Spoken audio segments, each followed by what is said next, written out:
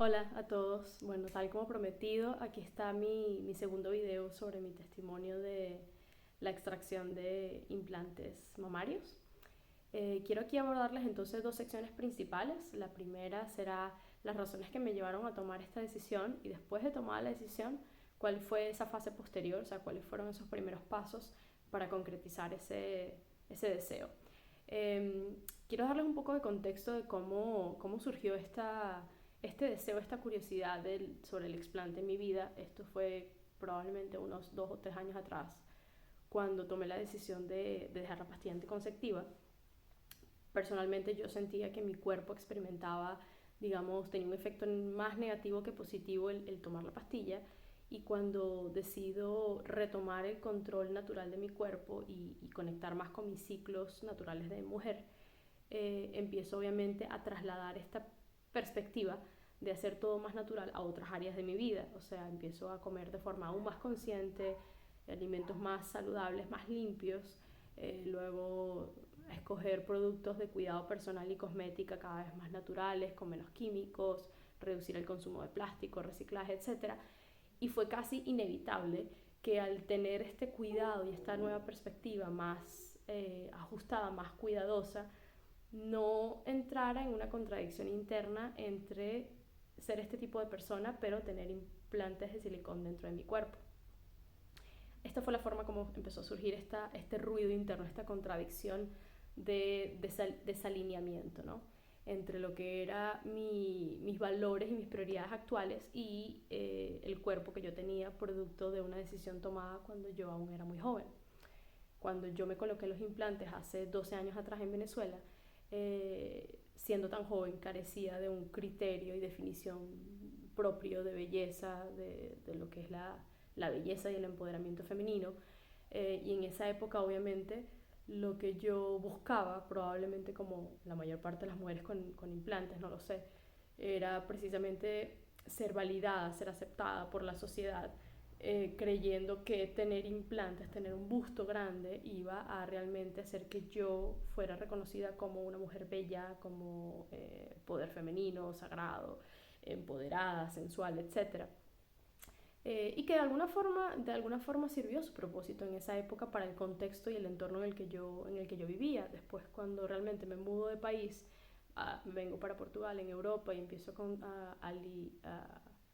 a estar en contacto con personas de muchas culturas y de muchas partes del mundo, mi perspectiva obviamente se fue ampliando, empecé a cuestionar muchas cosas y empiezo a encontrar y a crear mi propia definición de belleza y de sensualidad, de empoderamiento femenino, en el cual particularmente para mí la sensualidad y la belleza femenina yo la veo, la percibo como un cuerpo que tiene vitalidad, que tiene flexibilidad, que tiene fuerza física, producto de una actividad física constante, bien sea gimnasio, danza, yoga, lo que sea que cualquier persona quiera hacer, escalada, sea como sea, pero que realmente sea un cuerpo que refleje fuerza, equilibrio, flexibilidad, vitalidad. Esto para mí es mi concepto de belleza, de sensualidad y de empoderamiento femenino, que obviamente no estaba ya alineado con el del pasado.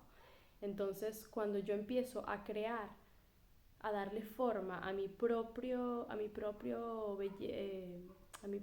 noción de belleza y de sensualidad, y veo que no corresponde con la del pasado, empieza a surgir aquí esta contradicción y contracción al yo realmente verme al espejo y ver un cuerpo que, si bien era bonito, que si bien era sensual, pero realmente lo que yo veía era algo, eh, una consecuencia de yo querer encajar en las expectativas externas, complacer al entorno externo, cuando yo ahora ya tenía mi propia definición, mi propia noción, y realmente no estaba alineado. Entonces lo que yo eh, pretendía era realmente retomar, o sea, en ese momento mi proceso de empoderamiento de belleza natural pasaba precisamente por sacar de mí lo que no me correspondía, era casi como quitarme un equipaje, devolvérselo a la sociedad, por así decirlo, los factores externos, y yo retomar mi poder, mi espacio personal, y hacerlo como yo lo quería hacer, o sea, de forma natural. Básicamente un proceso de aceptación, de entender de que la forma como yo nací es perfecta y que yo creo mi realidad. Y mi realidad en ese momento, o sea, mi definición de belleza para ese momento era realmente un busto pequeño, pero que el cuerpo transmitiera fuerza, vitalidad, energía, flexibilidad, etc. Esas fueron las dos principales razones que me llevaron a tomar esta decisión. La razón por la cual yo considero que también es de valor transmitirles esto es porque yo sé que para el público, para la audiencia latinoamericana, hay muy pocos recursos de testimonios de personas que lo hayan hecho. Esto es el explante es una realidad mucho más común y conocida, por ejemplo, en Estados Unidos. Y por eso es que quiero dejarles aquí mi contributo. Porque sé que realmente lo que es estar en los zapatos de alguien que quiere hacer un cambio de esta magnitud, pero no tiene alguna referencia de cómo es el proceso, cómo se vive, cómo se busca, qué factores tener en cuenta, etc. Bueno, después de tomar la decisión, ¿qué son las primeras cosas a tomar en cuenta? Primero y principal, es muy importante tener siempre más que una opinión. Con esto lo que me refiero es el proceso de buscar un doctor, que tiene que ser algo vivido de forma consciente y con calma, no tiene que haber apuros. Yo recomendaría siempre tener más que una opción, porque no solamente por el hecho de tener más que una opinión o más que un presupuesto o más que una opción en centros de salud, pero porque también es muy importante ver cómo tú te sientes en el momento de la consulta. Yo personalmente tuve dos opciones. La primera opción, el primer doctor que yo contacté, fue producto de mi propia investigación de centros aquí en Portugal. Yo no tenía ninguna referencia de ningún doctor, no conocía a nadie, o sea que empecé simplemente desde cero, buscando en Google doctores, clínicas, especialidades, etc. Hice mi propia base de datos. Pedí algunas referencias en mi entorno, pero realmente no había nadie. Yo no conozco a nadie aquí en Portugal que tenga implantes mamarios, y mucho menos entonces tenía alguna referencia de una extracción.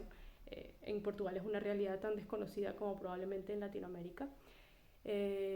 Pero después, por sincronicidades de la vida, por conversaciones precisamente con mi terapeuta, con mi psicóloga, ella me recomendó a un doctor con el que le había hecho una cirugía hace muchos años atrás, una cirugía de reconstrucción mamaria, no de implantes, y que realmente esa era su especialidad.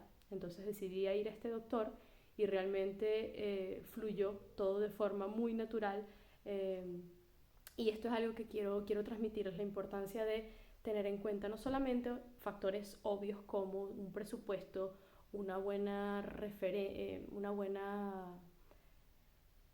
experiencia, referencia de un centro médico en relación a la calidad y reconocimiento, pero también la empatía y la conexión que tiene que fluir de forma natural entre tú y el doctor.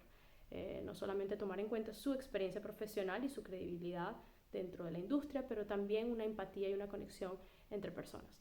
Es importante también tener en cuenta que el explant no es algo común y frecuente hoy en día, y será muy normal y esperable que el doctor lo cuestione de principio a fin. Yo les puedo decir que hasta el momento en el que yo estaba acostada en la camilla, ya dentro del quirófano, segundos antes del doctor inyectarme la anestesia, me preguntó 2 veces más si yo estaba 100% segura sobre mi decisión.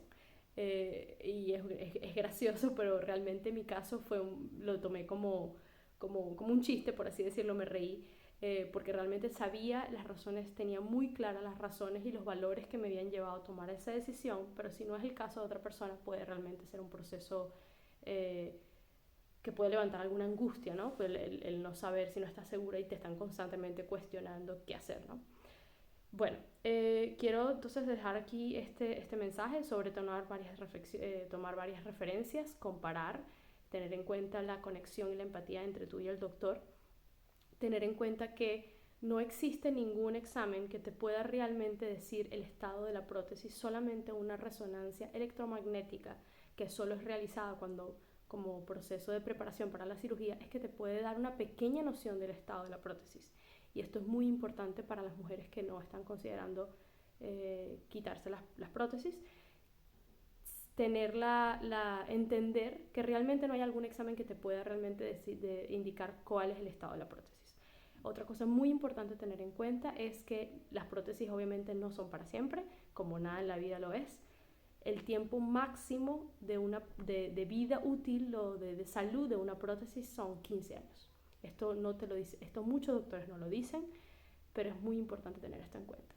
Esto quiere decir que indiferentemente si tú quieres quitarte las prótesis o no, tú siempre te vas a tener que someter a una cirugía posterior para reemplazarlas. Y solamente en el momento de la cirugía es que el doctor puede tener una visión exacta del estado de la prótesis. Bueno, este es el mensaje principal para hoy. En el próximo video voy a hablar un poquito más entonces de otras cosas, otros factores que fueron surgiendo en este proceso de decisión.